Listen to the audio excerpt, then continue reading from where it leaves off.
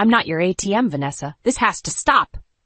The confrontation erupted in our once peaceful living room. I, Jenna, stood defiantly before my mother-in-law, Vanessa, and my husband, Ethan. Vanessa lounged on the couch, her face a twisted mixture of surprise and contempt, while Ethan lingered awkwardly, his expression blank. This is my son's house, Jenna. I'll spend as I please. Vanessa snapped back, her voice cold and dismissive. It felt like a bad dream. Ethan and I had begun our journey together, filled with dreams and love, but those days were now just a distant echo. The man I had married, once so loving and understanding, had transformed into someone unrecognizable, parroting his mother's harsh words and ignoring my pleas. Ethan, you see this, right? You understand how wrong this is? I implored, turning to my husband, desperate for an ally. But Ethan just shrugged, his eyes void of the connection we once shared. Jenna, she's my mother. What do you expect me to do? He uttered, his voice empty of the affection that once comforted me. Realization washed over me like a cold shower. I was alone in this battle. To them, I was merely a means to an end, a dispensable part of their twisted family dynamic. I knew I had to break free. All right, I said, my voice surprisingly calm. I'll leave. And Ethan, we're done. I want a divorce. The room fell into a tense silence, the gravity of my words settling like dust. Ethan's face registered shock, a fleeting glimpse of the man I once fell in love with, but it quickly faded, replaced by an emotionless mask. Fine, Jenna, what you need to, but don't think you're walking away with anything, he responded, his tone icy.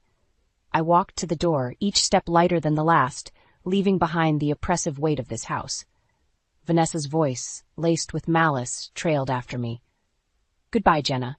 We'll be just fine without your drama. I didn't glance back. Exiting that house marked the end of a painful chapter and the beginning of an uncertain yet liberating journey. The cool evening breeze felt like freedom, washing over me with promises of a new beginning. I had no clear plan for what lay ahead, but I was certain of one thing. I would never allow myself to be diminished or disrespected again. This was the start of my story, on my own terms. Walking away from Ethan and Vanessa, my mind involuntarily drifted back to the beginnings of our story, contrasting sharply with the bitter end. I first met Ethan at work, where his charm and wit quickly captivated me. Our office romance blossomed into a deep connection, or so I thought. We shared dreams of a future together, dreams that now lay shattered at my feet. Our courtship was a whirlwind of affection and promises. Ethan often spoke of his difficult upbringing, raised solely by Vanessa after his father's departure. I saw a vulnerability in him that resonated with me, as I too had faced my share of hardships. But the Ethan I knew then was not the man I had just left behind. The first warning sign came the day I met Vanessa. Her demeanor was cold, her words sharp. Ethan could do better, she had said, scrutinizing me with a judgmental gaze. Ethan, instead of defending me, chuckled nervously and changed the subject. I brushed it off, attributing it to first meeting nerves. How wrong I was. Our wedding plans were modest, but Ethan's excitement was palpable. He wanted a big celebration, to make up for the lackluster moments of his childhood. I admired his desire to turn past pains into joyful memories. But as the wedding drew closer, our differences became more pronounced. I had risen to a managerial position at work, a fact that Ethan initially celebrated. But soon his support turned to envy. Conversations about my work achievements became strained, and Ethan's demeanor grew cold. He started suggesting I should leave my job to focus on our home life, echoing Vanessa's archaic views on marriage. Then came the ultimatum. You need to choose, Jenna, your career or our family, Ethan said one evening, his tone unyielding. But why can't I have both? Why does it have to be a choice? I responded, bewildered by his demand. Vanessa, who had increasingly become a permanent fixture in our home, chimed in. A woman's place is in the home, Jenna. You're neglecting your duties as a wife. Their words stung like a slap. I realized then that their vision of our future was vastly different from mine. They wanted a version of me that fit their narrow expectations, a version I could never be. The final straw was Ethan's announcement of Vanessa moving in with us permanently. A decision made without my consent, a blatant disregard for our partnership. I felt like a stranger in my own home, my opinions and feelings irrelevant. As these memories flooded back, anger and hurt surged within me. How could I have been so blind? How could I have ignored the glaring signs of Ethan's inability to stand up to Vanessa? I was nothing more than a means to an end for them, a convenient addition to their twisted family dynamic. But no more. The Jenna that walked away from that house was not the same one who entered it. I was stronger now, wiser, and fueled by a desire for retribution. Ethan and Vanessa would soon learn that their actions had consequences they could never have anticipated. I was determined to make them pay for every tear, every moment of self-doubt they had caused me. My journey of revenge had just begun. The days following my departure from Ethan and Vanessa's grip were a blur of emotions. As I navigated my newfound freedom, the memory of Vanessa moving into our home replayed in my mind, marking the beginning of my unraveling. It was a sunny afternoon when Ethan casually mentioned his mother would be staying with us for a while. The news caught me off guard, but I tried to remain understanding. Vanessa had always been a looming presence in our marriage, but living with her was a challenge I hadn't anticipated. From the day she arrived, Vanessa made it clear that she considered the house her domain. This place could use a woman's touch, and clearly, "You're not up to the task, Jenna," she remarked on her first day, eyeing the decor disdainfully. Her criticism wasn't limited to the house. She found fault in everything I did, from my cooking to the way I dressed. "Ethan, how do you tolerate such bland meals?" she would say, scrunching her nose at the dinners I prepared. Ethan, instead of defending me, would nod in agreement, his silence a dagger to my heart. Her extravagant spending was the most egregious. Designer clothes, expensive jewelry, and lavish parties became the norm. She used the money I earned as though it were hers by right. "A little luxury never hurt anyone, Jenna. You should try it sometime. Maybe then you'd understand," Vanessa sneered one evening, flaunting her new diamond necklace. I tried discussing this with Ethan, but he dismissed my concerns. "Mom's had a tough life, Jenna. She deserves to enjoy herself," he said, ignoring the financial strain her indulgences put on us. The situation reached a boiling point when Vanessa decided to renovate the kitchen without consulting me. "It's just so outdated, Jenna. We need a space more fitting for our lifestyle," she declared, as contractors roamed our home estimating costs. "But this is our home, not just yours. You can't just make these decisions without talking to us." I protested, my frustration boiling over. Vanessa laughed, a cold, harsh sound that echoed in the hollow space that used to be my sanctuary. "Oh, Jenna, when will you learn? This is my son's house, and what I say goes. You're just living here." Ethan's response, or lack thereof, shattered any remaining illusions I had about our relationship. He stood by, a passive observer, as his mother bulldozed over my feelings and our shared life. That night, lying in bed, I realized the full extent of their betrayal. They didn't see me as a partner or even a person. I was just a convenient accessory in their lives, easily discarded and replaced. But I refused to be a victim any longer. As Vanessa's words echoed in my head, a plan began to form. They thought they could control me, use me for their own gain, but they were gravely mistaken. I would take back control, reclaim my life, and in doing so, I would ensure that Vanessa and Ethan felt the sting of their actions, a sting that would leave a lasting mark. My revenge would be meticulous, calculated, and, most importantly, deserved. They had underestimated me for the last time. The weeks that followed were a crescendo of tension and silent battles. Living under the same roof with Ethan and Vanessa, I felt like a stranger in a home that once held the promise of love and companionship. But the true tipping point came unexpectedly, on a day that should have been about celebration, my birthday. The morning of my birthday, I woke up to an empty house. There were no signs of celebration, not even a note. I tried to brush off the disappointment, reminding myself that expecting anything from Ethan and Vanessa was futile. The day dragged on with an eerie quietness until the evening when even Ethan and Vanessa returned, bubbling with excitement. "We have great news." "Jenna!" Ethan exclaimed as they barged in, ignoring my evident dejection. Vanessa's eyes sparkled with a malicious glee. "We're going on a trip, a week in the Bahamas. Just think of the sun, the beaches, the luxury." I stood there, dumbfounded. "You're going on a trip? On my birthday? You didn't even remember." Ethan waved off my shock. "Oh, is it today? Well, happy birthday then. But listen, this trip is going to be amazing. Mom and I have been planning it for weeks." Vanessa chimed in, her voice dripping with faux sympathy. Oh, Jenna, don't be so childish. Birthdays are just another day. Besides, you should be happy for us. We deserve this break. Their blatant disregard for me, on what should have been a special day, was the final straw. Anger bubbled inside me, a fiery blend of betrayal and hurt. You're using my money for this trip, aren't you? The money I work hard for. Ethan shrugged, a dismissive gesture that ignited my fury. Well, someone has to pay for it, and since you're the only one working. Vanessa laughed, a sound that sent chills down my spine. Honestly, Jenna, you should be grateful. We're spending your money on something worthwhile. It's not like you have any better use for it. Their words hit me like a physical blow. The audacity to use my hard-earned money for their frivolous pleasures while disregarding my feelings was appalling. I realized then that I was nothing more than a financial resource to them, a means to fund their lavish desires. I can't believe this. You two are unbelievable, I shouted, my voice trembling with rage. Calm down, Jenna. It's just money, and it's not like you're doing anything important with it, Ethan said, his tone patronizing. Vanessa smirked, adding insult to injury. Exactly. Be a good wife and support your husband and his mother. That's your role, after all.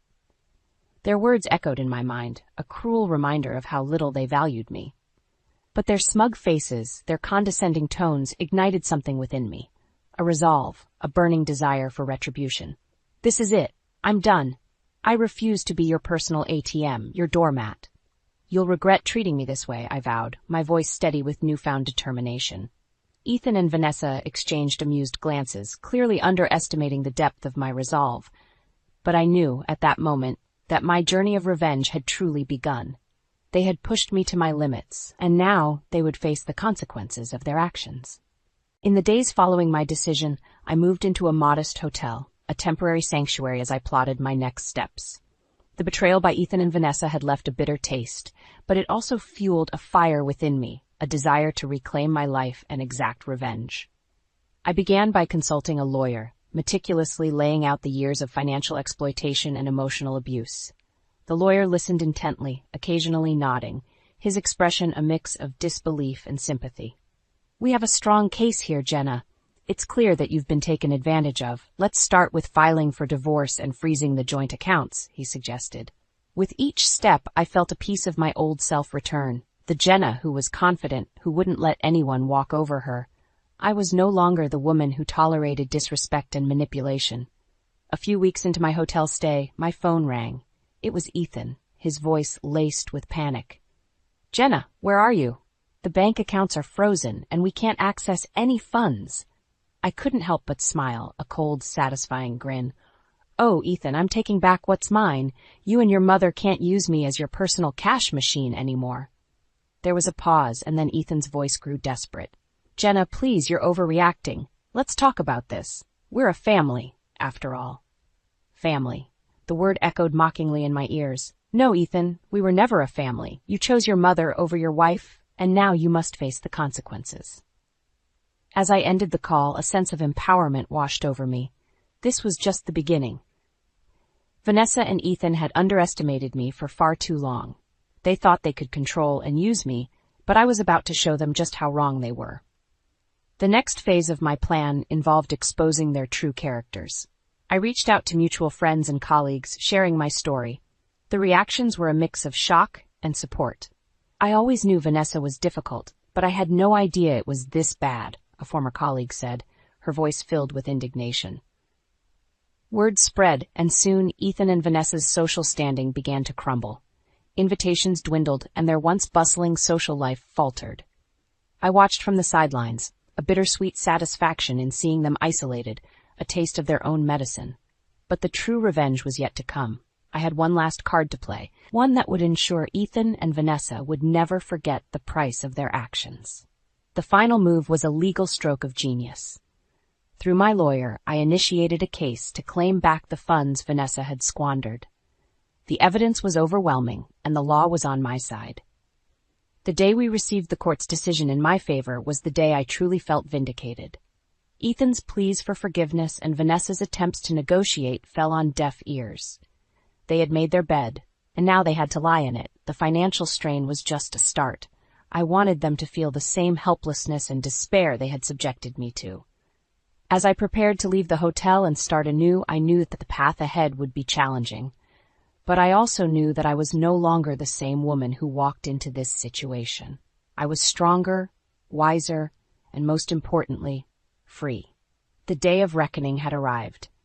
After weeks of meticulous planning and legal maneuvering, I was ready to confront Ethan and Vanessa directly. I had arranged a meeting under the guise of discussing the divorce and settlement. As I entered the cafe where we agreed to meet, I saw them sitting there, a picture of anxiety. Vanessa's face, usually so composed, was etched with worry. Ethan looked up as I approached, his eyes searching for a sign of leniency. "Jenna, thank you for agreeing to meet," Ethan started, his voice unsteady. "Look, I know things got out of hand, but we're family. Can't we just put this behind us and start over?" I couldn't help but scoff at his audacity. "Start over? After everything you and your mother have done? You must be joking." Vanessa interjected, her tone a mix of desperation and cunning. "Jenna, dear, let's be reasonable. We all made mistakes, but we can work this out. We're willing to make amends." Their pleas were a stark contrast to their earlier arrogance. It was satisfying to see them squirm, to witness the shift in power. "Mistakes? You call years of manipulation and financial abuse a mistake?" I retorted, my voice firm. "You two have shown no remorse for your actions. Now, you will face the consequences." Ethan's face paled, a realization dawning on him. "Jenna, please, we need the money, the lifestyle, the reputation. We can't lose everything." Vanessa, ever the manipulator, tried a different approach. "Think about what's best for all of us, Jenna. We can still be a family. Isn't that worth more than revenge?" But their words fell on deaf ears. I had seen their true colors, and there was no going back. "This is no longer about money or reputation," I said, my resolve unwavering. "It's about justice. You will both pay for what you've done. The court has ruled in my favor, and you will comply with its decision." The look of defeat on their faces was the vindication I had sought for so long. I stood up, ready to leave the past behind. "This is where our paths diverge, Ethan and Vanessa. I hope the lessons you learn from this are profound and lasting. Goodbye." As I walked away, I didn't look back. I had turned the tables on them, reclaimed my dignity and independence. The future was uncertain, but it was mine to shape. Ethan and Vanessa were now just a part of my past, a painful chapter that had come to a close. In the aftermath of my final encounter with Ethan and Vanessa, I found myself standing at a crossroads. The chapter of my life dominated by their deceit and manipulation was closed, but the journey ahead was mine to chart. The taste of victory was sweet, yet it bore the complexity of hard-earned lessons. I had moved into a new apartment, a space that was entirely my own. The walls were yet to be decorated. The rooms still echoed with the newness, but it was a sanctuary of peace and freedom. For the first time in years, I felt in control of my destiny. Word of Ethan and Vanessa's downfall spread quickly. Their once prestigious social circle had crumbled, leaving them isolated and disgraced. The lavish lifestyle they had so greedily pursued was now a distant memory, replaced by the harsh reality of their actions. But the true reward of my journey was not in their downfall. It was in the reclaiming of my identity and the rebuilding of my life. My career, which had once been a point of contention in our marriage, flourished. I was promoted, recognized for my resilience and dedication. Colleagues who had heard of my ordeal expressed admiration and support, further fueling my drive to succeed. I often found myself reflecting on the journey. The pain and betrayal had been real, but so was the strength I discovered within myself. I had faced my fears, stood up against injustice, and emerged victorious. The final twist of fate came unexpectedly one day. As I sipped coffee in a cafe, the same one where I had last seen Ethan and Vanessa, I overheard a conversation at the next table. It was about them. They were struggling, facing legal battles and financial ruin. Vanessa, once so proud and haughty, was now a shadow of her former self, humbled by the consequences of her greed and manipulation. As I listened, I felt no joy in their suffering. Instead, I felt a sense of closure. My revenge had been served, justice had been meted out, but I no longer dwelled in the past. They were a chapter closed, a lesson learned. I finished my coffee and stepped out into the sunlight, feeling its warmth on my face. The world around me seemed brighter, filled with possibilities.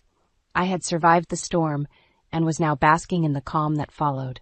As I walked down the street, I realized that my story was not defined by Ethan and Vanessa, nor by the pain they had caused. My story was about resilience, about rising from the ashes and forging a path of my own. I smiled, embracing the future with open arms. The road ahead was mine to travel, filled with hope, opportunities, and the promise of new beginnings.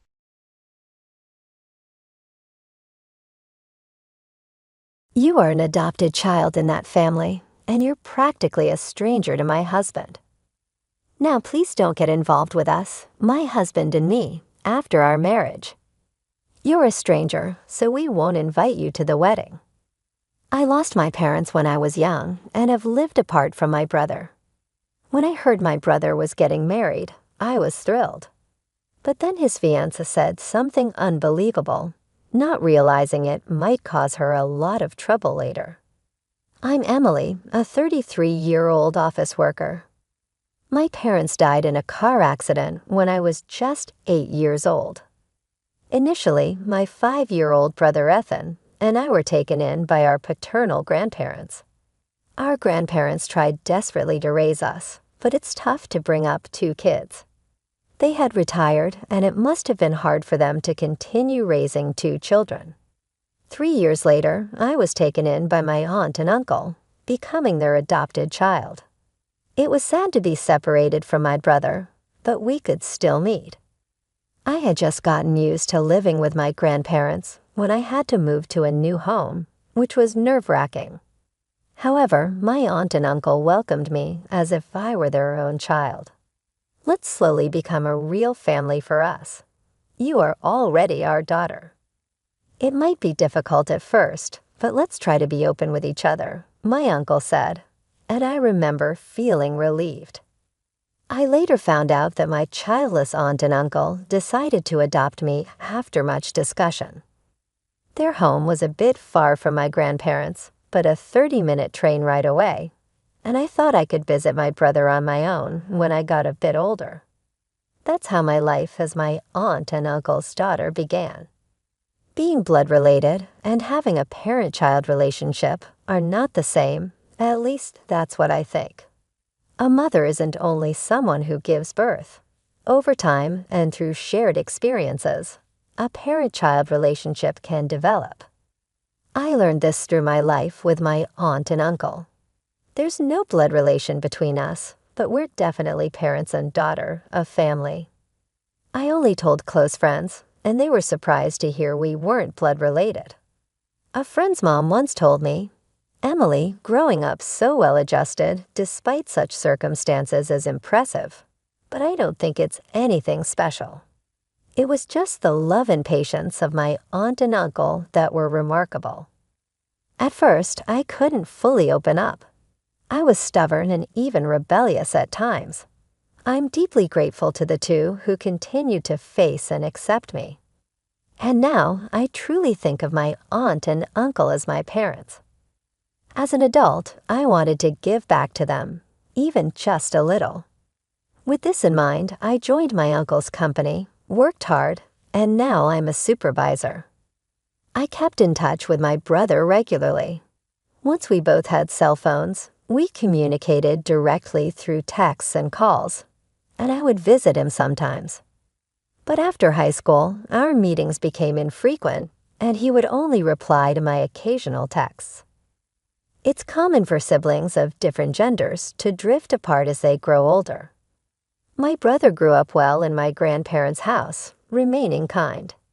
He might have felt lonely without parents at times, but he never caused me significant worry and matured eventually. You are an adopted child in that family, and you're practically a stranger to my husband. Now please don't get involved with us, my husband and me, after our marriage. You're a stranger, so we won't invite you to the wedding. I lost my parents when I was young and have lived apart from my brother. When I heard my brother was getting married, I was thrilled. But then his fiancée said something unbelievable, not realizing it might cause her a lot of trouble later. I'm Emily, a 33-year-old office worker. My parents died in a car accident when I was just 8 years old. Initially, my 5-year-old brother Ethan and I were taken in by our paternal grandparents. Our grandparents tried desperately to raise us, but it's tough to bring up 2 kids. They had retired, and it must have been hard for them to continue raising 2 children. 3 years later, I was taken in by my aunt and uncle, becoming their adopted child. It was sad to be separated from my brother, but we could still meet. I had just gotten used to living with my grandparents when I had to move to a new home, which was nerve-wracking. However, my aunt and uncle welcomed me as if I were their own child.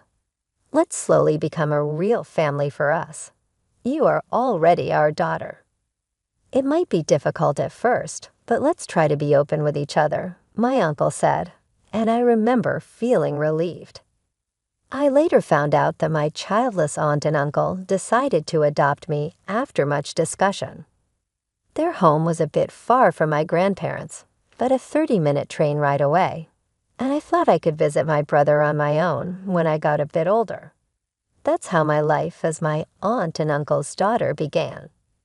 Being blood-related and having a parent-child relationship are not the same, at least that's what I think. A mother isn't only someone who gives birth. Over time and through shared experiences, a parent-child relationship can develop. I learned this through my life with my aunt and uncle. There's no blood relation between us, but we're definitely parents and daughter of family. I only told close friends, and they were surprised to hear we weren't blood related. A friend's mom once told me, "Emily, growing up so well-adjusted despite such circumstances is impressive, but I don't think it's anything special." It was just the love and patience of my aunt and uncle that were remarkable. At first, I couldn't fully open up. I was stubborn and even rebellious at times. I'm deeply grateful to the 2 who continued to face and accept me. And now, I truly think of my aunt and uncle as my parents. As an adult, I wanted to give back to them, even just a little. With this in mind, I joined my uncle's company, worked hard, and now I'm a supervisor. I kept in touch with my brother regularly. Once we both had cell phones, we communicated directly through texts and calls, and I would visit him sometimes. But after high school, our meetings became infrequent, and he would only reply to my occasional texts. It's common for siblings of different genders to drift apart as they grow older. My brother grew up well in my grandparents' house, remaining kind. He might have felt lonely without parents at times, but he never caused me significant worry and matured eventually. My brother graduated from college and joined a top company that everyone knows. My grandparents and I were very proud. Then this year, when he turned 30, he contacted me out of the blue, wanting me to meet the woman he was marrying. While I felt a bit upstaged, it was indeed wonderful news to hear that my brother was getting married. I regret that our grandparents, who passed away in the last 2 to 3 years, couldn't be here to celebrate. They surely would have been overjoyed. A few days later, my brother brought his fiancé to meet us at the house where my aunt, uncle, and I live.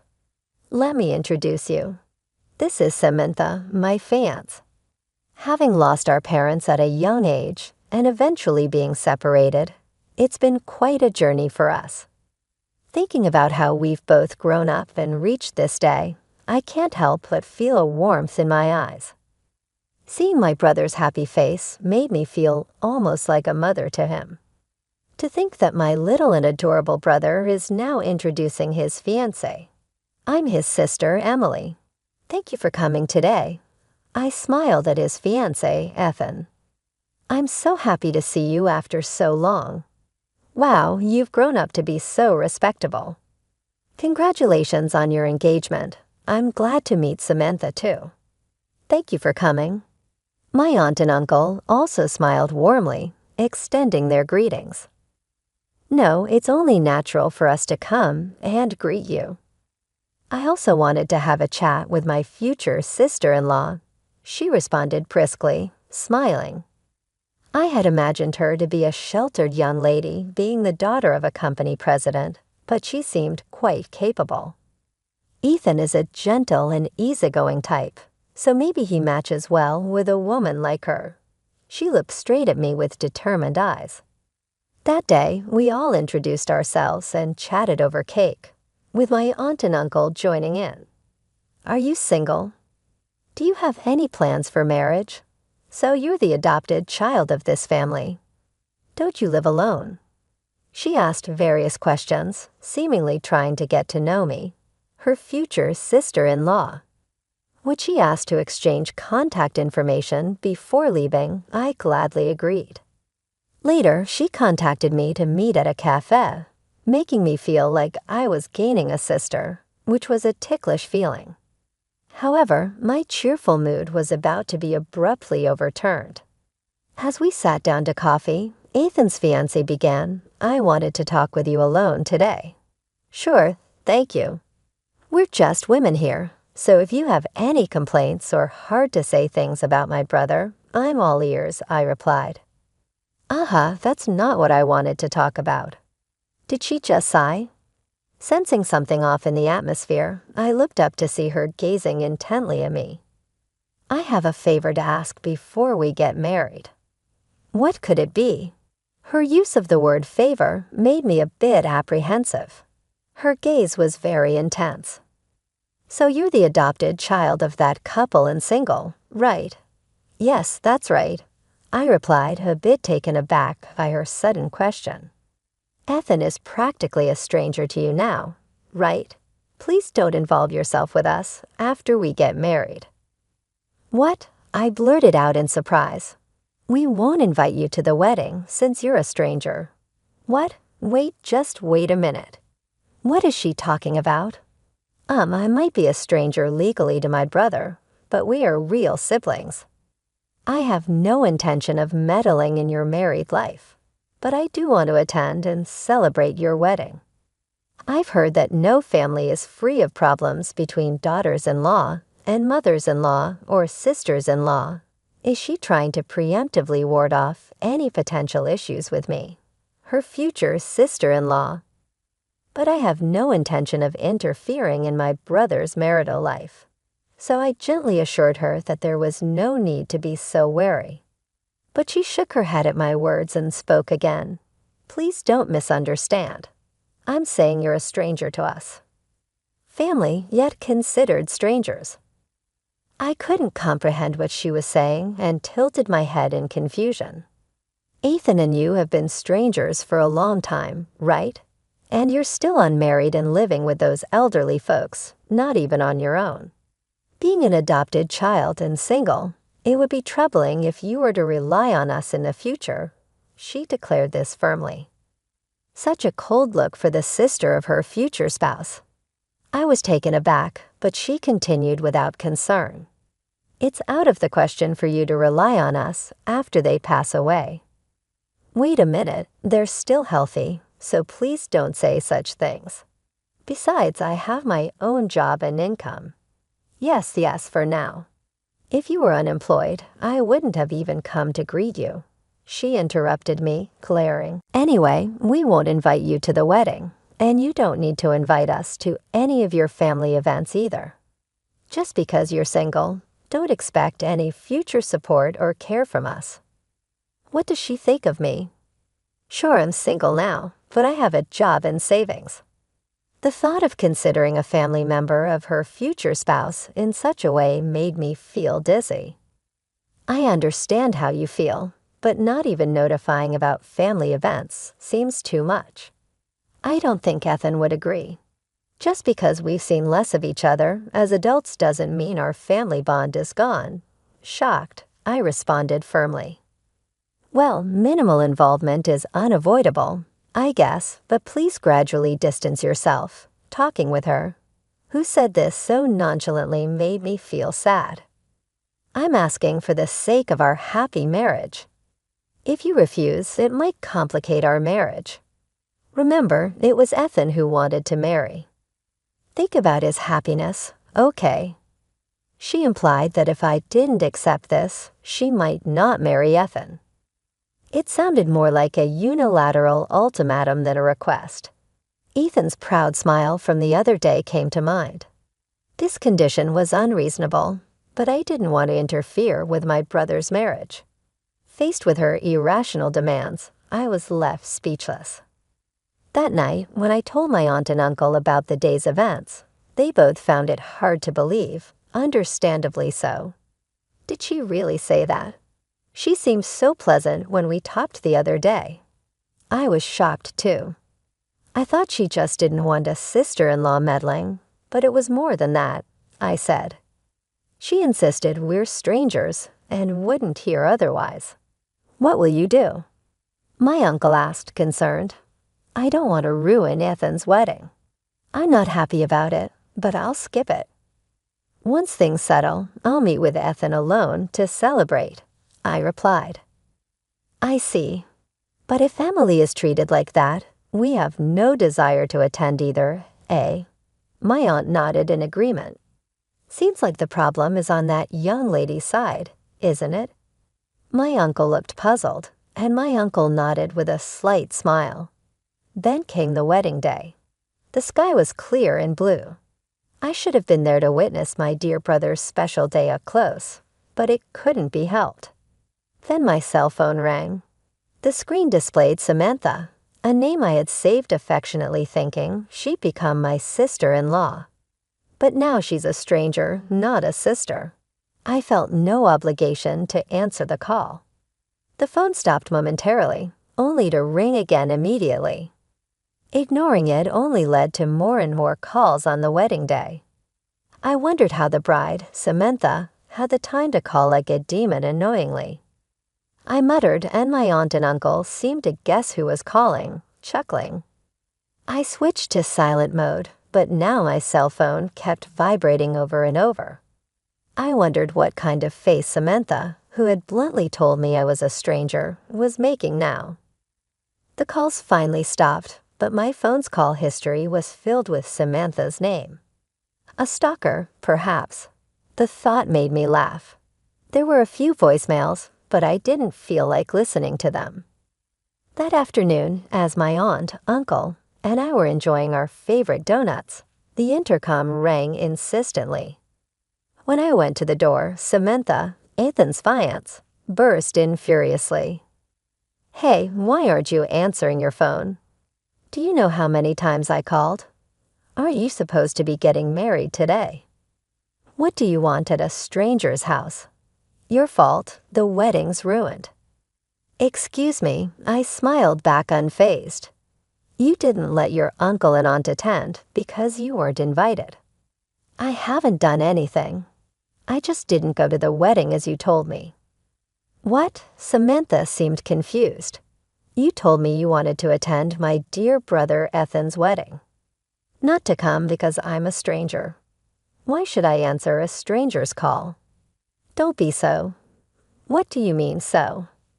I interrupted. Why are you here? Well, because your uncle here is the president of the Electrical Industry Association. And someone started saying he wasn't there, Samantha explained. Ethan suddenly appeared. Ethan, sorry, I thought she ran off without listening to me, but she really came here. Sorry, Emily, I didn't know anything. What happened? I heard from Samantha that you wouldn't attend. She said you had to meet your boyfriend's parents on this day, and it was hard for you to tell me. I thought that was understandable, Ethan said. Oh, quite a convincing lie for a reason not to attend my brother's wedding. I was impressed. Then today, when attendees noticed our uncle's absence, they started asking why the chief guest wasn't there. Someone close to our uncle said because his daughter was denied attendance, and she's the groom's real sister. What's going on?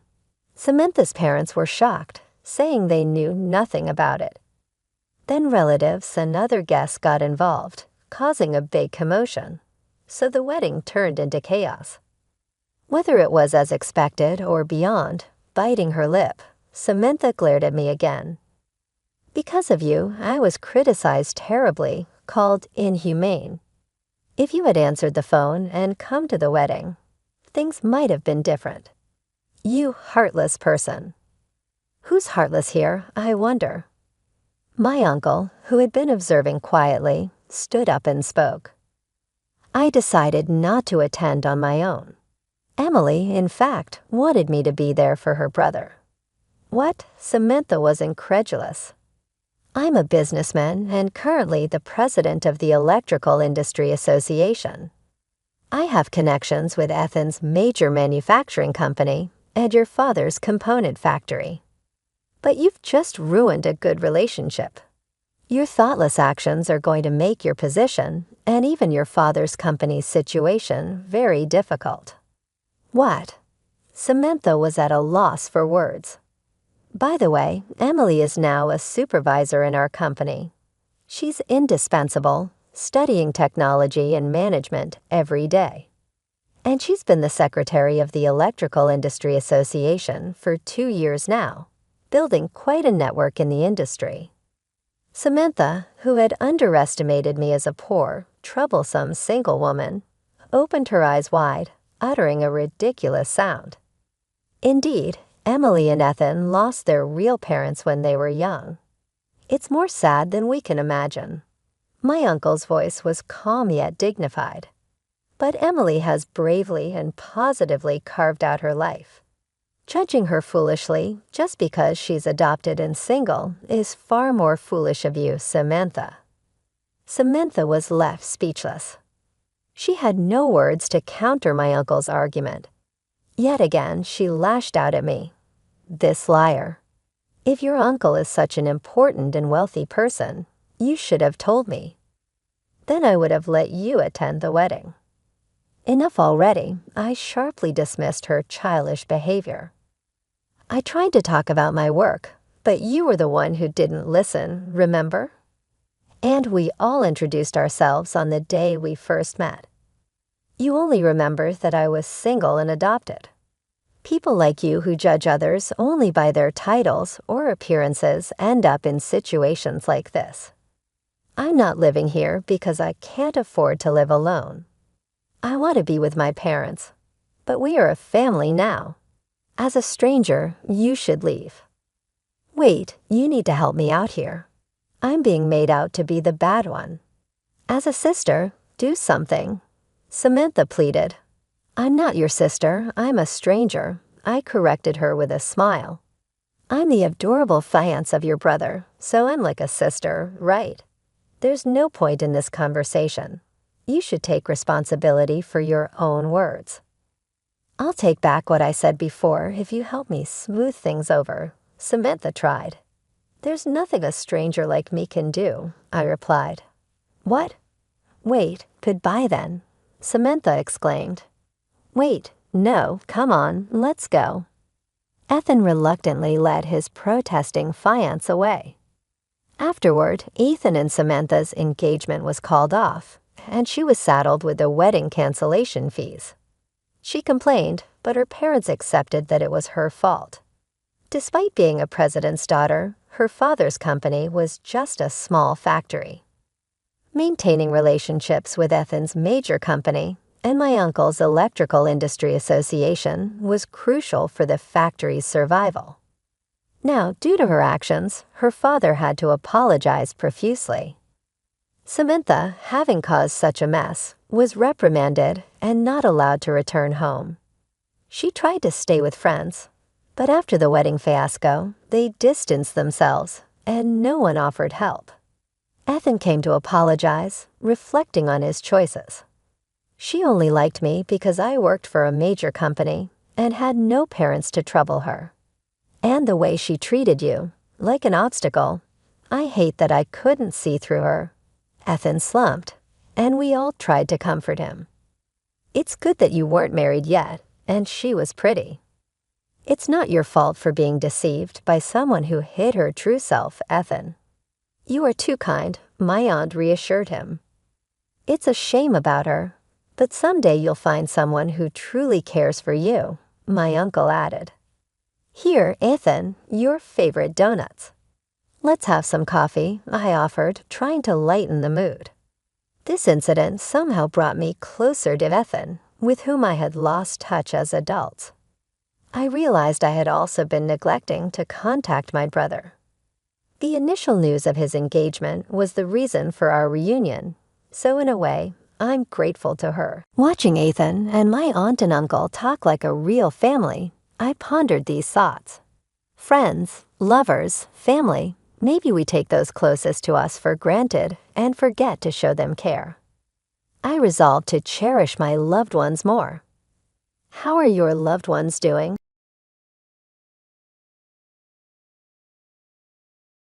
Hi guys, this is the story of my abusive mother-in-law and my useless husband who didn't even bother to protect me. I'll be using fake names in my story since I don't want to be identified. Sharing my story is one thing, but handling real-life drama is another, so I don't want anyone to find me. Let's say my name is Peyton. Grant is my husband, and Joanie is my mother-in-law. There's also my grandma, Lily, who is the sole reason why I'm still alive today. Let me tell you from the beginning. Grant was more or less a good boyfriend to me. I was completely in love with him and ready to marry him, so when he proposed to me, I immediately said yes. But my life completely changed after that. Grant suddenly started to show lots of red flags. I discovered that he and his mother are extremely close, and his mother essentially controlled him. It was Joanne who first started to create problems. She was living with us and mooching off her son. One day, she just walked in with some papers and said, "Peyton, you need to come and sign these papers. The faster you do it, the better for you." "What are those papers, Joanne?" "This is an ironclad prenup that you both need to sign. It says that in case of a divorce, none of you can claim anything from each other. Sign it right now." "Wait a minute, did you just make a prenup without consulting us?" "This is really humiliating, Joan. Why would you do that?" "I did this so you can't take my son to the cleaners in case of a divorce. You earn way less than him, and this house is his. We cannot trust you enough to try and take everything from him." "This is insane, Joanne. I am not some witch that you make me out to be. This is ridiculous. I won't sign a prenup just like that. I feel insulted. You should have talked to us about this." "Actually, I know about the prenup. It's not a big deal, Peyton. If you are really not with me for money, you should have no problem signing this." I was pretty taken aback at the fact that Joanne and Grant had a discussion but didn't even tell me. No, I was not with Grant for money. I didn't earn much, but I had a big inheritance in store for me. I didn't tell Grant that yet. Grant and I fought for days, and Joan regularly verbally insulted me for not signing the papers. After a while, I went to my grandma for help. She listened to everything I said and said, "Honey, are you sure you want to marry this man? I don't think he's the right one for you. You two aren't even married yet, and he's already making plans with his mother to corner you. It's just this one problem, Grandma. I really love Grant, and he loves me too. I really can't imagine marrying someone else. He is a good man." Well, if you really already made that decision, I would actually encourage you to sign the prenup. I'll send my lawyer to read through the terms, but I have a request to make. You should never mention that your grandparents are millionaires. I don't want them to know. I haven't told them anything yet, Grandma, but why don't you want me to say it? I understand things better than you, Peyton. You're seeing them with rose-tinted glasses. Your grandfather and I worked hard to build this fortune. I don't want anyone to take advantage of you and steal your money. Grandma, you don't have to worry about that. I won't tell them anything since you asked me not to. Besides, Grant is a good man, and he will never do that. If his mother becomes too much, I'm sure he'll protect his wife. I was wrong. Grant was a horrible man, and his mother was much worse than I knew. I gave in and signed the prenup and later realized what a wise decision it was. As soon as we got married, Joey started to abuse me regularly. Even after signing the prenup, she verbally and sometimes physically abused me. I'm too ashamed to speak of the things she did, but I will mention one incident. This incident is important because it was the turning point of my marriage. One day, when I was home after work, Jonah came storming into my room with a smirk on her face. She handed me a big bag of clothes and demanded that I wash them. I didn't protest because I was used to this behavior. I knew that if I refused to do it, she would tell Grant, and then the two would verbally abuse me. It was a routine, so I picked up the heavy bag even though it was hard for me. While I was going down the hall, Joan tripped me and I fell. I hurt my ankle and screamed out in pain. Joan laughed at me and left. After putting an ice pack on my ankle, I called Grant. Grant, I fell down and hurt my ankle. Your mother tripped me today. I have taken her abuse for a long time now. You need to do something. She's crossed her limits. Don't make up lies about Mom, Peyton. She would never do something like that. You just want her out of the house and don't want to do chores. Stop lying and defaming my mom. I'm not lying, Grant. Please believe me. Don't waste my time, Peyton. Go back and do the chores my mom gave you. I don't want another complaint out of your mouth. Grant simply hung up on me. He never stood up for me and always acted like I was in the wrong. I didn't say anything because I didn't want him to leave, but this time I couldn't take it anymore. I just cracked. Actually, I was secretly seeing a therapist with the help of my grandma, so their abusive ways were becoming too much to handle. It was at this point that I knew I had to get out. What pissed me off even more was that Joan sent me some nasty texts saying how I deserved what she did, and that Grant would never speak against her. I was freaking mad. I made up my mind that I needed revenge. The opportunity showed up later. My grandma passed away. I was sad but relieved because she was in a lot of pain. I couldn't stand to see her in so much pain. I stayed strong, thinking that she had finally reunited with my granddad and was now free from pain. Grant didn't even help me, even a little, when my grandma passed away. He didn't even show up to the funeral or anything, but he got to know that I received $250 million as an inheritance. Yes, they were that rich. Grant absolutely lost it with shock. He was being extra nice to me. When we went home the next day, another surprise awaited me. Joan was at the foot of my bed, looking very sweetly at me. I was surprised to find her in my room, looking creepily at me. I honestly didn't know what to think of it. In my mind, I could see this coming, but still, watching my abusive mother-in-law change her face was starting to creep me out. I said, "What are you doing here, Joan? No one told me you were coming today. Hell, why were you staring at me in my sleep?" "Oh, I came early so that I can help you with the chores. I made you tea, and it's right beside the bed. I know how much you love tea, so I ordered a special batch for you. You didn't answer why you were sitting in my room when I was sleeping. Honestly, Joanne, it is creepy as hell. I was trying to massage your feet, Peyton. I know you hurt your feet while carrying my laundry that day. Your feet must be so sore, so I thought maybe I could massage them for you.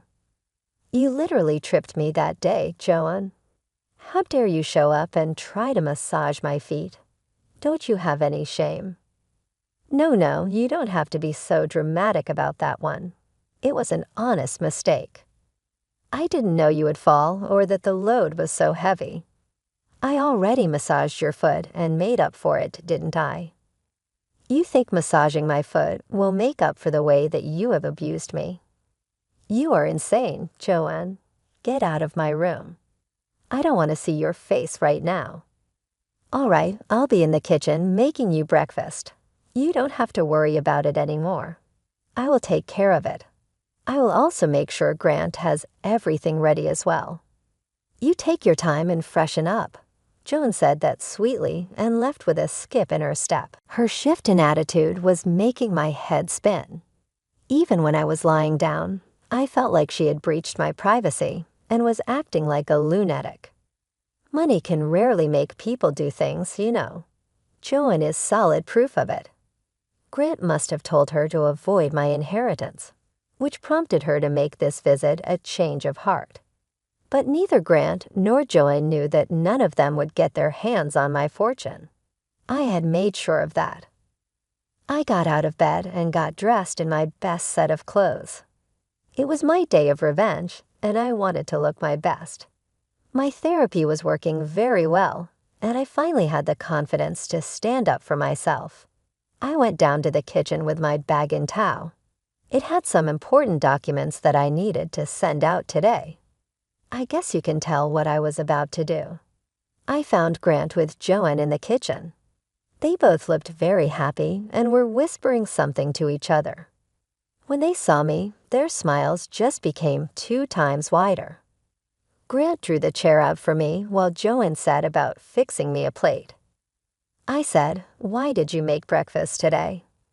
"I would have done it by myself. You didn't have to trouble yourself with it. Grant hates it when you do something in this house." "What nonsense." "I'm happy to do this for you, Peyton." "It's not a big deal," Joan replied. "Yes, it's just breakfast. My mom can do this for you. You don't have to worry about any kind of work from now on. Once we sell the house and buy a mansion, I'll look for a housekeeper. Till then, my mother can look after all the chores. I'll help her out too.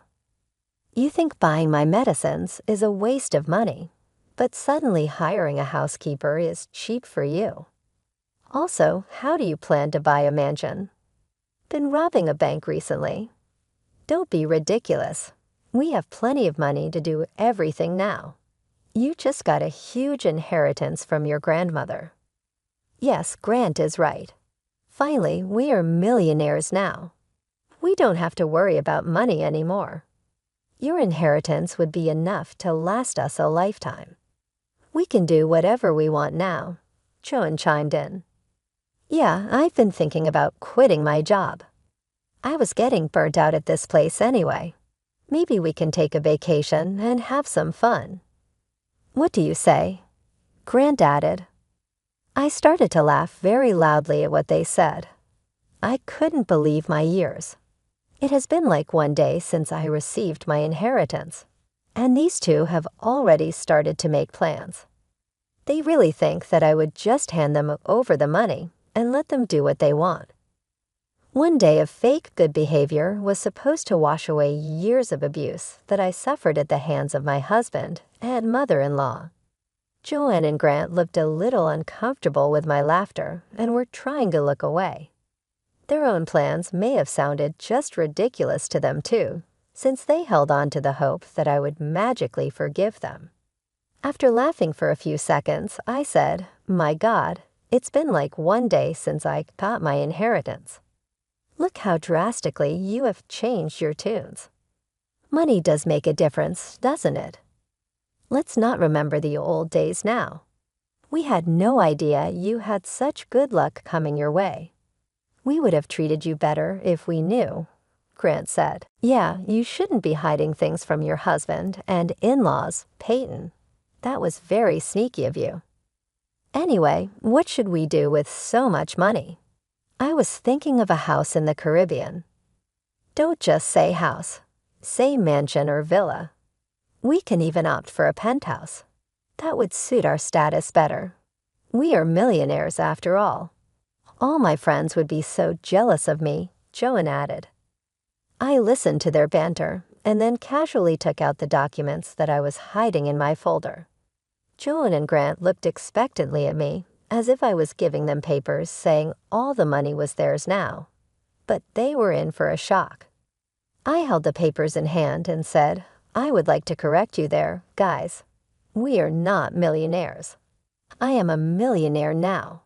The money is mine, and I got it as my inheritance. Yes, you did get the money, but we share everything. We are married, after all, So you should be sharing your money with me, Grant said.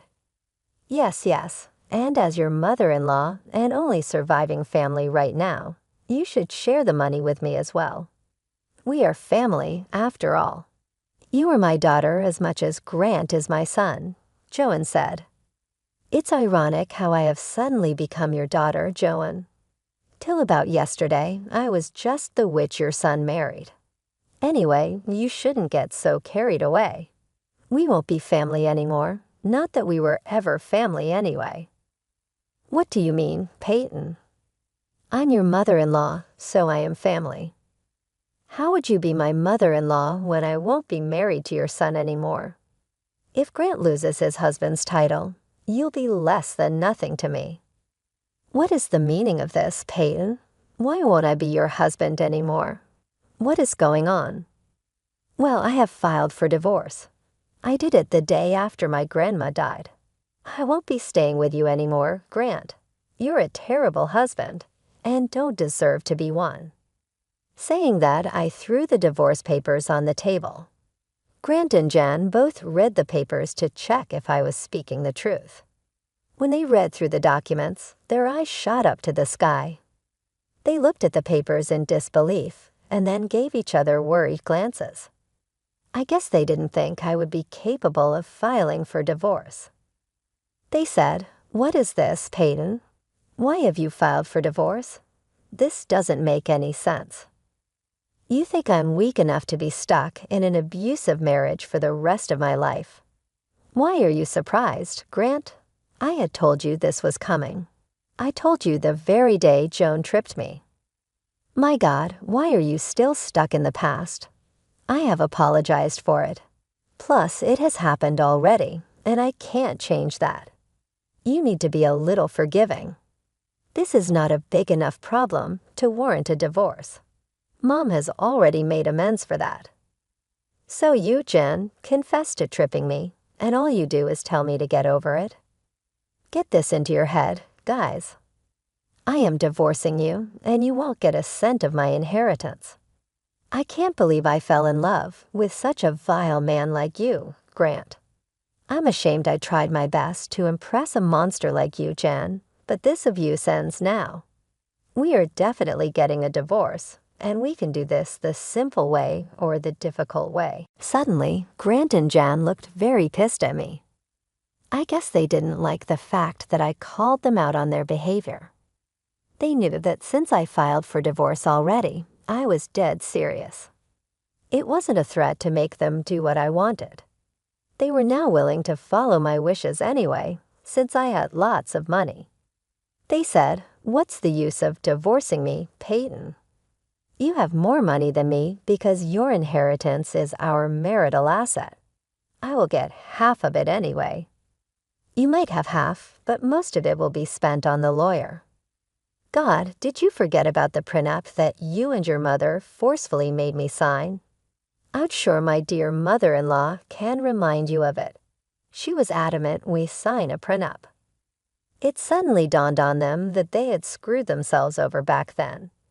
They had no idea that I would somehow become a millionaire. They wanted to protect themselves because they knew no sane woman would stay with them after their abuse. The prenup was a way for them to abuse people and not have any consequences for it. But this time, they just played themselves. They dug their own graves. They said, the prenup was a long time ago. I'll talk to a lawyer and find out what we can do. We won't let you walk away with all that money. Yeah, you are doing this to threaten us. You can't do anything to us, Peyton. We will take your money and do what we please with it. So I take it that you will try and fight me in court. Oh, don't worry, Peyton. We will make this hard for you. You can't just decide on your own. I'll fight you in court. You can't get divorced without my signature, remember that. Really, Grant? So you will intentionally make the process difficult for me? Well, that's not an issue. I'm prepared for everything. I have some ammo of my own. What do you mean, Peyton? Joan, remember how you confessed to tripping me and abusing me in texts. Well, I will use them to file a report to the cops. That would be a fun event, won't it? No, no, no, you won't do that. You won't do that to me. That is impossible. I'll delete all the texts. Don't worry, Joan. I have all the texts saved and sent to some of my friends. Trust me, I'm perfectly capable of reporting you to the police. In fact, I can also show how Grant knew and didn't do anything to save me. It'll be a downhill battle for you in divorce court. Joan and Grant immediately started to hound me with apologies. They forgot the fact that I had the power to put Joan in jail. They thought I had let go of the incident, but I was just biding my time and using this for the right moment. Joan and Grant were in deep trouble. They were unsure of what to do. I took the divorce papers with me and left the house. I would collect my things the next day. Grant and Joan tried to stop me and said, "Don't walk away from us, Peyton. Let's sit and have a conversation about it. We can deal with the situation like adults and not make any rash decisions." Yeah, you have to stay here anyway. Where will you go? Let's talk about it. I'm moving into my grandmother's house. It has already been transferred to my name. I will be living there and waiting for Grant to decide on the divorce. I'm taking the papers with me so that you can't damage them and make me file again. As for my things, I've taken pictures of everything. Don't even think about damaging or getting rid of anything. Grant and Joan went on trying to stop me, but I had already called a friend who was waiting for me outside. I got into her car and drove off with her. Grant and Joan stood at the door and stared at us the whole time. After going to my new place, I contacted a moving company and booked them to bring my things from the house. In the months that followed, Grant and Joan did their best to try and change my mind. I kept reminding them about going to the cops because Grant didn't sign the divorce papers. Grant did talk to a lawyer who told him in no uncertain terms that the prenup was solid and he had no way out. After being threatened by me multiple times, Grant was forced to sign the divorce papers. He didn't want his mom in jail after all. Plus, he knew I would never give him a chance again. Grant and Joan are currently not talking to each other. Wondering why? Well, Grant did not take the divorce very well and started to blame Joan for causing problems between us. Grant was sure that Joan was the reason he missed out on being a millionaire. After having countless fights with her, he ended up kicking her out with nothing. Since Joan lived off Grant's money, she was left homeless and without funds. Last I heard, Joan was in a homeless woman's shelter with no idea what to do with herself. I did the course of informing everyone what horrible people Joan and Grant are, so they have been isolated from people. No one really talks to them. As for me, I'm enjoying my new life and casually watching the aftermath. I still stay at my grandma's place since it holds sentimental value to me. From my inheritance, I have donated some money to women's help centers and plan on doing more for them. The rest of the money has been invested and secured for my future family. I still work at my old job since I don't want to sit idle. Life is good so far, and I'm hopeful I will meet someone who deserves me.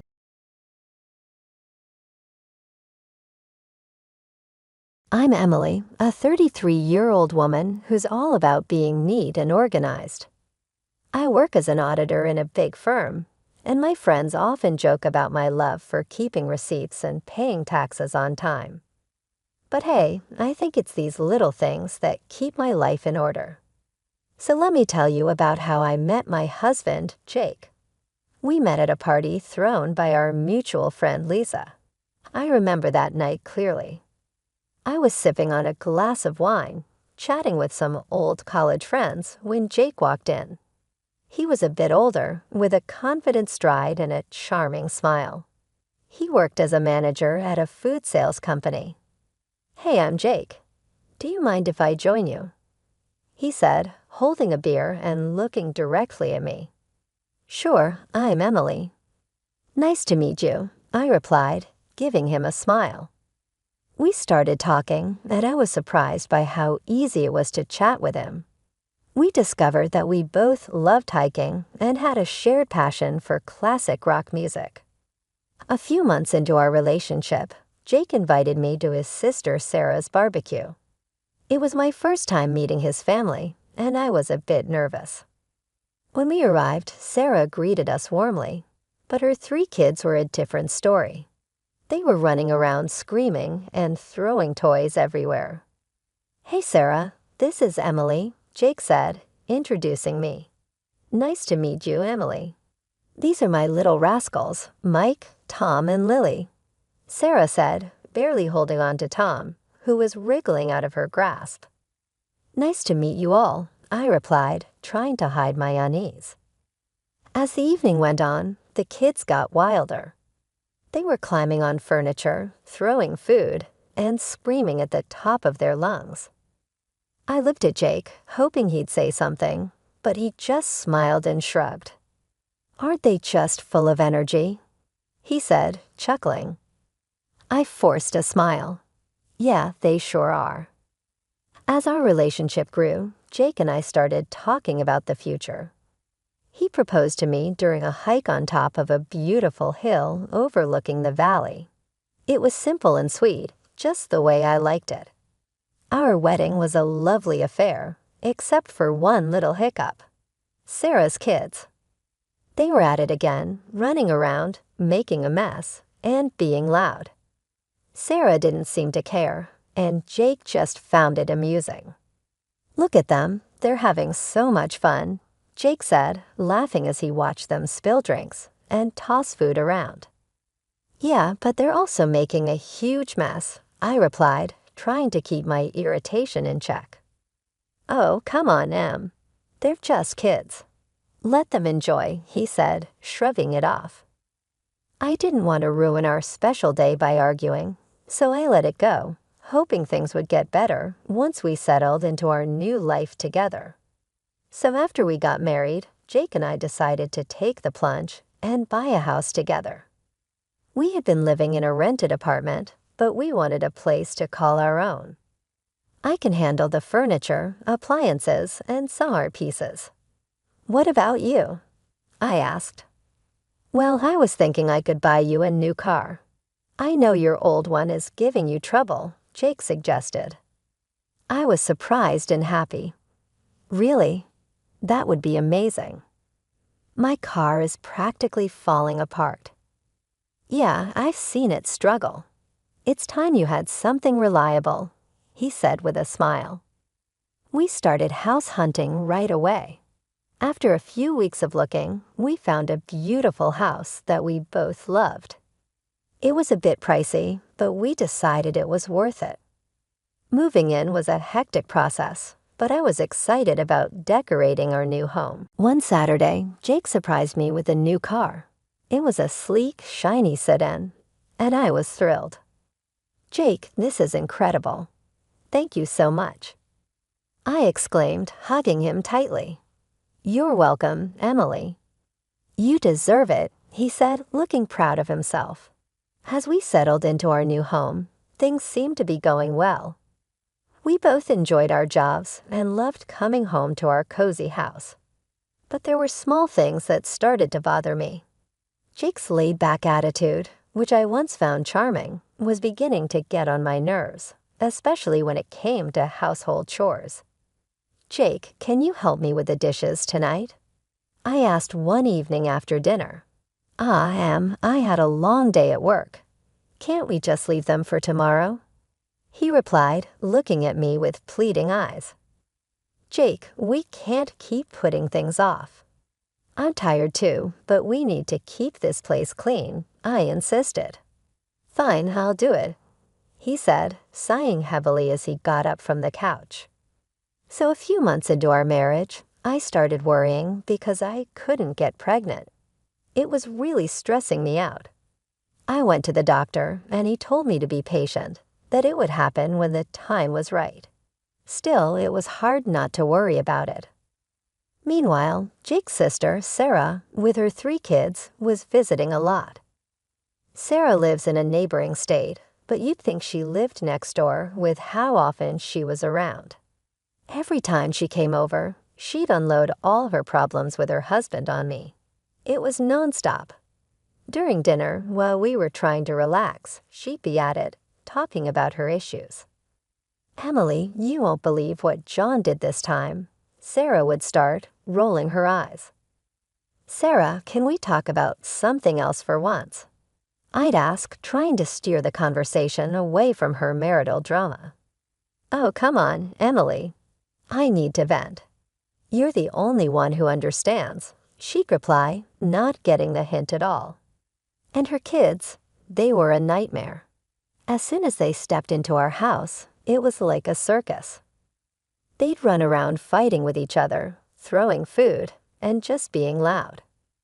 After a long week at work, all I wanted was some peace and quiet, but that was impossible with those kids around. "Guys, can you calm down, please?" I'd say, trying to keep my cool as they tore through the living room. "Why are you always so uptight, Emily?" Sarah would snap at me whenever I tried to get her kids to behave. "They're making a mess, Sarah." "I just cleaned the house," I'd respond, feeling my patience wearing thin. "Well, maybe if you had your own kids, you'd understand," she shot back one day, her words hitting me like a punch in the gut. I was stunned by how insensitive she was, especially knowing how much I was struggling with getting pregnant.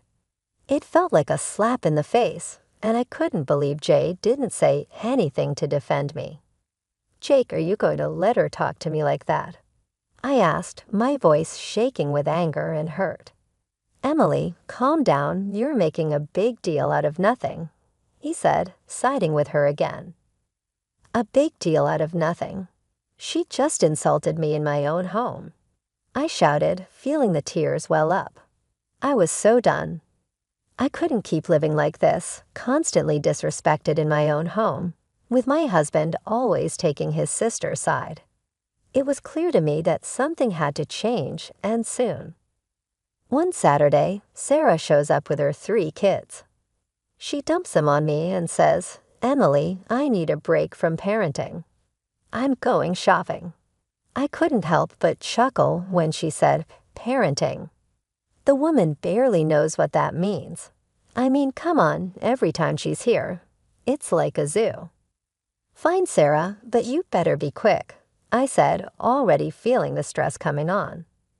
"Thanks, Emily, you're a lifesaver," she chirped, grabbing her purse and bolting out the door before I could say anything else.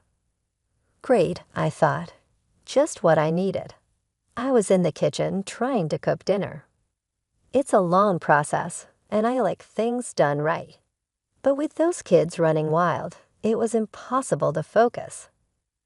They were yelling, running around, and making a mess. "Guys, can you keep it down?"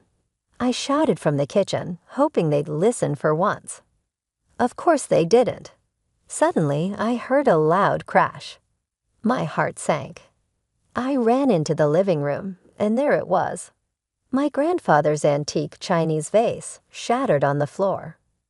My chest tightened with anger and frustration. What the hell happened here? I screamed, looking at the kids, who were now standing still, looking guilty. "We were just playing," one of them mumbled, not meeting my eyes. "This vase is priceless. It's from my grandfather. Do you have any idea what you've done?" I was livid, shaking with anger. Just then, Jake walked in, looking all calm and clueless. "What's going on, Emily?" he asked. "Your nephews just broke my grandfather's vase. Look at this mess." I pointed at the shattered pieces on the floor. "Calm down, Emily, it's just a vase." "We can get it fixed," he said, shrugging like it was no big deal. "Just a vase? This isn't about the vase, Jake. It's about respect. I'm tired of this. Every time Sarah comes over, our house turns into a disaster zone, and you don't care." I shouted, my voice cracking with frustration. Just then, Sarah walked in, bags in hand, looking annoyed. What's all this yelling about? Your kids broke my grandfather's vase, I said, trying to hold back my tears. Well, maybe you should have kept a better eye on them, Emily, she said, not even bothering to apologize. Are you kidding me? Your kids, Sarah. I shouldn't have to watch them. I was furious, my hands shaking with anger. Jake just shook his head, looking annoyed. You're overreacting, Emily. Just drop it. Overreacting? I've had enough of this. I'm tired of being treated like I don't matter in my own home. I screamed, the tears finally spilling over. Jake just stood there, silent and cold, while Sarah smirked like she had won some sort of victory. I couldn't take it anymore. I stormed out of the room, feeling a mix of anger, hurt, and betrayal. We'd been dealing with Sarah and her kids' chaotic visits for months, but I had no idea what was coming next. One morning, Jake was sitting at the kitchen table, munching on his toast, when he casually dropped a bombshell on me. Emily, I need to tell you something. Sarah's getting divorced, and she's moving in with us with the kids for a few months, he said, like he was just telling me the weather. I almost dropped my coffee. What? Are you serious? Our house is already a madhouse when they visit for a day. How are we supposed to handle them living here for months? I exclaimed. She's my sister, Emily. She needs our help. You need to be more understanding, he said, looking at me like I was the one being unreasonable. Understanding? I've been more than understanding, Jake, but this is too much. Why can't we rent a place for her nearby? I'll even pay for the first month's rent. I suggested, trying to keep my cool. No, she'll be better off here. Plus, you can help with the kids and keep things clean. He said like it was the most obvious thing in the world. I'm not a babysitter, Jake. I work too, and I need to relax when I get home, I said, my frustration boiling over. Stop being so selfish, Emily. It's family. They need us, he said, his tone getting sharper. I'm not being selfish, Jake. I'm just asking for a reasonable solution. I'm not going to let my life be turned upside down, I said, feeling my anger bubbling up. Well, they're coming tomorrow evening, so you better get used to the idea, he said, standing up and heading out of the kitchen. I couldn't believe it. I felt completely blindsided and betrayed. The next morning, I woke up early, still fuming from our argument. I got dressed for work and went to grab my car keys, but they were nowhere to be found. He picked up the phone when I called, sounding way too calm for my liking. I took the car. It's mine, remember? I'm giving it to Sarah so she can use it for the kids. I was stunned into silence for a moment. You're giving my car to Sarah? Are you serious right now? It's not your car, Emily. I paid for it, and she needs it more than you do, he said, his tone matter of fact. That's the last straw, Jake. You've taken everything from me, and I'm done, I said, my voice shaking with anger. What are you talking about? Don't be dramatic, Emily, he said, clearly not getting it. I stood there in the hallway holding my phone, unable to believe what was happening. It felt like a nightmare I couldn't wake up from. How had things gotten so bad? I picked up the phone and called a moving company. Hi, I need a team to move some furniture and appliances today. It's urgent. The movers arrived a couple of hours later. I showed them around the house, pointing out the items to be moved. Take everything, the beds, sofas, chandeliers, even the faucets in the bathroom. The movers got to work, and soon the house started to look empty. I felt a strange sense of relief watching them carry out each piece of furniture. As the last item was loaded onto the truck, I directed them to my mom's house. Everything goes there. Thanks for the quick work, guys, I said, handing them a tip. With the house now bare, I grabbed my essentials and headed to my mom's place. A few hours later, my phone started buzzing. It was Jake, calling repeatedly. I ignored the calls, feeling a mixture of anxiety and empowerment. That evening, there was a loud knock on my mom's door. I opened it to find Jake standing there, looking furious. "What the hell, Emily? What did you do?" he shouted as he stormed into the living room. "I took my stuff, Jake. You took the car, so I took what I bought," I said, keeping my voice calm. "This is insane. You stripped the house bare. Where are Sarah and the kids supposed to sleep?" he yelled, his face red with anger. "That's your problem, Jake. You made this mess. Now you deal with it," I replied, crossing my arms. "You're a thief, Emily. You stole everything," he shouted, waving his arms around. "I didn't steal anything.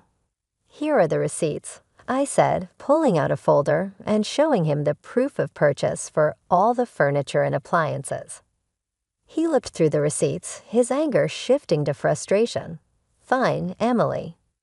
If this is how you want to play it, I'll file for divorce." I took a deep breath and handed him a stack of papers. "Already done. Here are the divorce papers. Sign them, and we're done."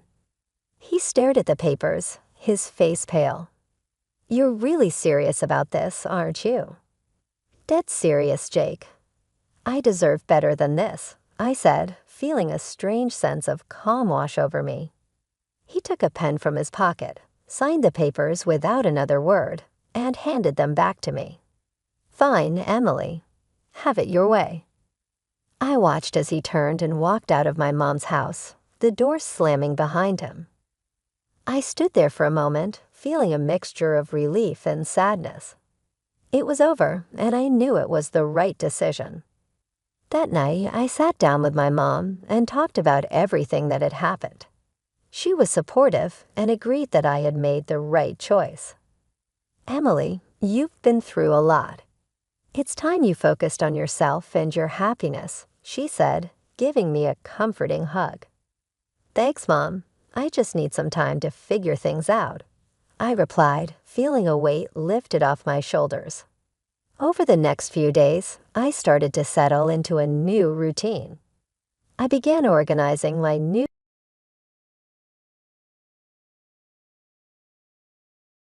Hey there, I'm Sarah. I recently went through a divorce and wanted to share my story. I hope it might help someone in a similar situation. Here's some background. My parents split when I was 7 because my dad was a Navy SEAL and was often away. My mom remarried a man named Paul, and I lived with them. Unfortunately, Paul was abusive. My mom knew but did nothing about it. She just ignored what was happening.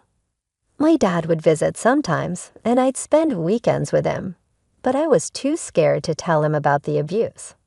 I was very close to my dad. He made me feel important and loved. One time, when I was almost done with middle school, I went to the beach with my dad. He noticed bruises on my thighs and asked about them. At first, I tried to brush it off, saying I got hurt in PE, but he pressed me on it. And I finally told him the truth. Paul hit me, and my mom didn't do anything to stop it. My dad was furious and said I would stay with him from then on. He dealt with everything and got full custody of me. I moved in with him, and it was much better. When he was away for work, I stayed with my aunt nearby. My mom apologized and tried to reconcile at first, but eventually she cut me off. I wasn't as close to her as I was to my dad anyway. I went to medical school, became a cardiologist, and my dad and aunt were very proud of me. I'm not very outgoing, but I have a few close friends. As a doctor, I needed to be warm and approachable, so I worked on becoming more extroverted. To my surprise, I got pretty good at it. I met my husband, Justin, at a karaoke bar, which I wouldn't usually go to, but it was a friend's birthday. So we went to the karaoke bar. Justin happened to be there too, and he needed a partner for time of my life. Since I had mentioned to my friends that Justin was cute, they pushed me to join him. It turned out to be a really fun night. We exchanged numbers and kept getting to know each other. We started dating, and I introduced him to my dad after a while. My dad liked him right away because Justin had a naturally likable personality. He worked as a marketing assistant in the corporate world and gave me the love and care I had lacked before my dad stepped in. He was composed and well-rounded and expressed a desire to start a family. Just 1 year into our relationship, he took me back to the same karaoke bar where we first met and proposed. "I think it's time for us to start the family we've always talked about," he said. "What do you mean, babe?" I asked. "Sarah, there's something I've been wanting to ask you for a while now." "What is it, Justin?" "Well, when we first met at that karaoke bar, I had no idea I was meeting the love of my life. You have brought so much happiness and warmth into my life, and I can't imagine spending it with anyone else. Sarah, will you marry me?" "Oh, baby, yes. I'll be honest, while some people might find it perfectly okay to get married within a year, for me, and the emotional walls I had built over time, it felt a bit early." I said yes at the moment, but had many thoughts about it afterward.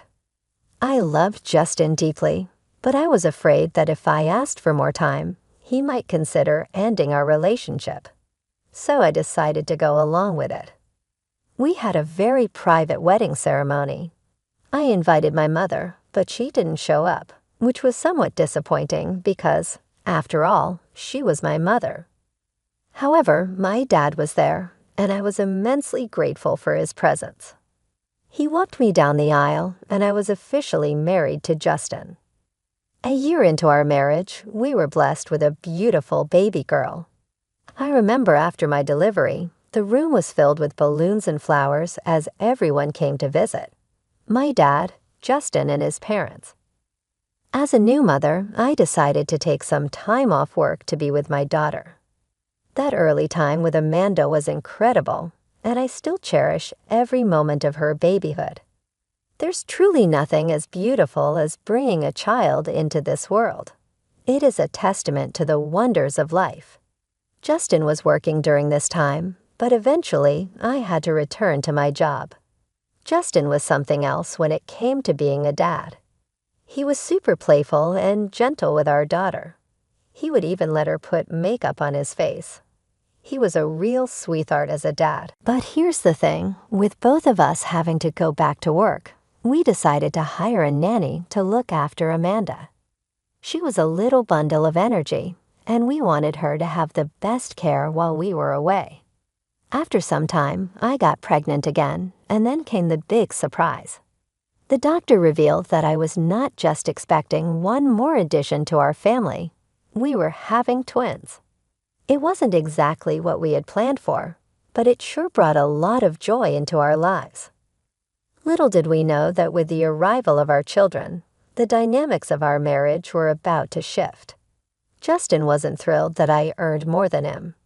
He didn't openly discuss it with me, but I sensed his feelings when our friends, Carrie and Dylan, came over for dinner during my 3rd trimester. "So how are you guys feeling about the babies on the way?" Carrie asked. "Oh, we are excited, a little nervous, but mostly excited," I replied. "Speaking of babies, have you guys thought about names yet?" Dylan chimed in. "Yes, we've been brainstorming. We want something unique, but not too out there, you know," I said. "Any favorites so far?" Carrie asked. "We've been tossing around a few ideas, but we haven't settled on anything yet," Justin added. "How about family names? Those can be really meaningful," Dylan suggested. "Absolutely. We've been researching strollers that can accommodate multiple babies. It's been overwhelming, but we'll figure it out," Justin said. "It's amazing how much stuff you need for 2 babies, right?" Carrie said. "Tell me about it." "Our checklist keeps getting longer," Justin replied. "Sarah, do you miss being at work?" Carrie asked. A bit. Being a doctor is tough, but when you treat people and help them, it feels so good to see their smiles, I said. Wow, a corporate worker and a doctor. Do you even manage to find time to make all these babies? Dylan joked.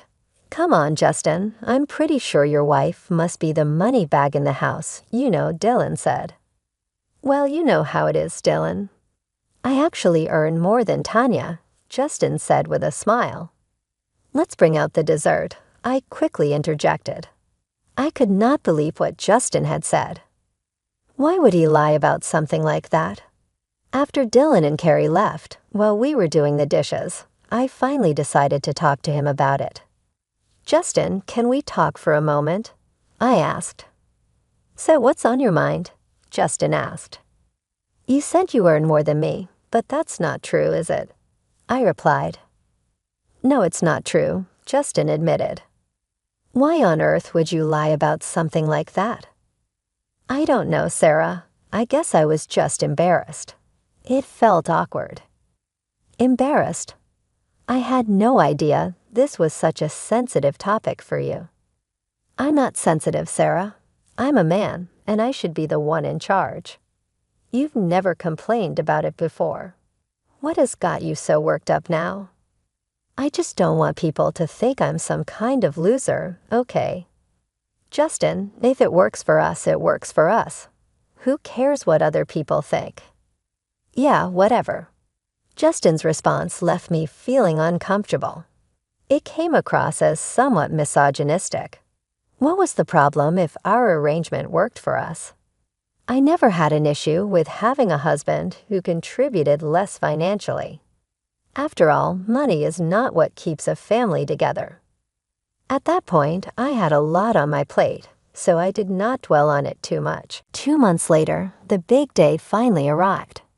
My pregnancy had been complicated, but eventually I gave birth to twin baby boys. I held my precious little boys, Abby and Liam, with both hands in the hospital bed. Our family feels complete, baby. You've made me the happiest man alive. I love you, Justin said. It was not all me, babe. Amanda, look at your baby brothers. Aren't they so cute? Baby brothers. Amanda exclaimed. Yes, they are. Do you want to sit next to Mom? Yes, say hello to your baby brothers. Hi, Amanda said, giggling. At that moment, I felt an overwhelming contentment with my life. I dreamed of being the best mom to all my kids, something I had never gotten from my mother. My deepest desire was to provide them with everything they wished for and shield them from all the bad things in the world. Soon I took the babies home, and we had the whole nursery set up for them. Justin and I both took some time off work. While Justin eventually returned to the office, I didn't, and things got really tough at home. Juggling the care of the babies and Amanda, we were in a tight spot financially, and things weren't exactly rosy. I had a strong desire to give my family the best of everything, and I had the means to do so, but we also needed a parent at home to take care of the kids. It was a challenging situation, and we needed to find a way to make it work. The issue was the significant income gap between us. Justin brought in only $30,000 a year, while I earned $150,000 a year. From my perspective, it made sense for me to continue working. I had a good career and a well-paying job with the potential for salary growth. I thought I would talk things out with Justin, and he would understand my viewpoint, but things did not go my way. We had just had dinner, and Justin and I were in the twins' room to check up on them. 3 kids. We always planned for 2, but I'm not complaining. They're so cute, Justin said. Yeah, they are. Well, I want to talk to you about something, I replied. Sure, what's on your mind? We need to secure all our kids' futures. You know, I might be thinking too far ahead, but we can provide them with better opportunities. We can even help them with their college if they need it. You're right. If I continue with my job, we can save more. And if I work for a few more years, I'll likely get a raise. That would be amazing, but who will stay with the kids at home while we are working? What if you quit working and stay home to take care of the kids? What? Are you kidding me? No, you get along with them so well. What I mean is, the man of the house. Just because you have a higher paying job does not make you the decision maker. Justin, are you kidding me? Can't you see we would have a better life if I went to work instead? Seriously, is your ego that fragile that taking care of the kids makes you think you're less of a man? Justin looked really furious, something I had never expected. He raised his hand and slapped me across the face. How dare you say that to me? You're trying to be the boss, aren't you? Just stay within your limits. Do what you're asked to do, and more importantly, listen to me. Justin left the room, leaving me standing there in shock. It brought back memories of Paul. I was utterly stunned. How could my husband, the father of my children, someone I thought was the love of my life, do this to me? I am not suggesting all men are the same, but some are incredibly insecure about their masculinity, and I was devastated to realize Justin was one of them. I felt a mix of anger, sadness, and most of all, fear. I was scared to be around Justin, unsure of what he might do if I made another wrong move. That night, I could not sleep. I spent it on the couch, contemplating my options. I knew I needed to get out of this marriage, not just for my sake, but for the kids as well. I had been through a similar situation when I was young with my mom's husband, Paul. My dad had taught me well after that, showing me how a real man should treat women. Then one of the twins started crying on the baby monitor, and it hit me. We had the baby monitor in the twins' room, and it must have recorded everything that had happened. I had solid proof. The first thing I did was extract the footage, and I got what I needed. Then an idea began to form in my mind. I waited until morning, making sure Justin and the kids were still asleep. Then I made a call to my dad. Good morning, Bunny. Hey, Dad, you're calling me so early today. Is everything all right? No, Dad, something happened last night. I need help. Are you safe, honey? What happened? Yes, for now. Well, last night, Justin and I argued, and things got out of hand. He slapped me. What? How dare he? Why did you wait all night to call me? I did not know what to do, Dad. Sweetheart, remember what I have always said. I'm here for you whenever you need me. I mean it. Well, Dad, the thing is, all of this happened while we were in the twins' room, and it got recorded on the baby monitor. Bingo, we have proof. We're going to get that bastard.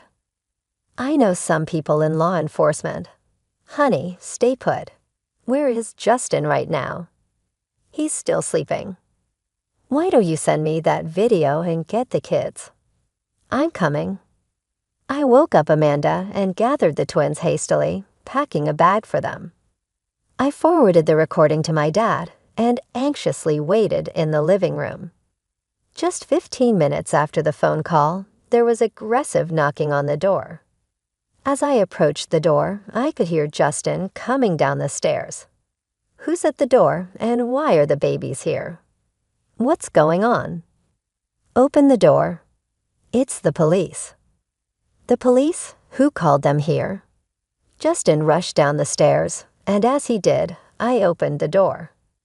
The first person to enter the house was my dad, and he hugged me tightly. Thank God, honey, you are safe.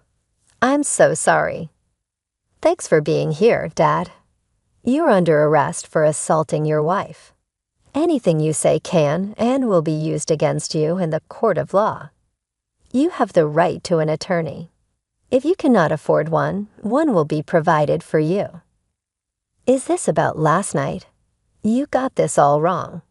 It was just a big misunderstanding, Justin protested. The police officer handcuffed him. "Get these things off me," Justin yelled. "Oh, Sarah, you're going to pay for this. I promise you, I will break your jaw if you ever speak to my daughter like that again. Consider yourself lucky that I did not handle this myself. Take him, officer." My dad drove me and the kids to his place. Both Justin and I hired attorneys, and there was a lot of court drama. Surprisingly, his criminal record included a bar fight where the other person ended up hospitalized for a month. I had no idea of this. As a result, Justin was sentenced to 3 months in jail. I sent him the divorce papers, and not only did I gain custody of my children, but Justin also did not receive any visitation rights. I had a lot to figure out, but my dad offered me a solution. You know, I am a retired man. "If you like, we can take care of the kids here until you have something else going on for you. No pressure, Dad." That would mean a lot to me while I figure things out. Furthermore, I've met someone named Kathy. She brings me a lot of joy. Would you mind if she moved in here too? I had already asked her before all this happened, and I was going to inform you. No, Dad, I'm more than pleased. I'm glad you found someone. You can return to work, and Kathy and I will look after the kids. That's perfect, Dad. It has been 6 months since we moved into my dad's house, and a lot has transpired during that time. Justin was released from jail, but did not attempt to contact me. I got back to work. I moved in and met Kathy. She possesses wisdom and experience, and she's very affectionate. Surprisingly, she also provides me with motherly advice, and it feels like she fills a void. All my kids are healthy, and Amanda has started preschool. Honestly, I believe I might need more time to fully recover from everything. However, on the bright side, I'm grateful for everything I have. For now, I'm just concentrating on my work and my kids. It may take time to heal and grow, but surrounded by the love of my family, I know I will find my way.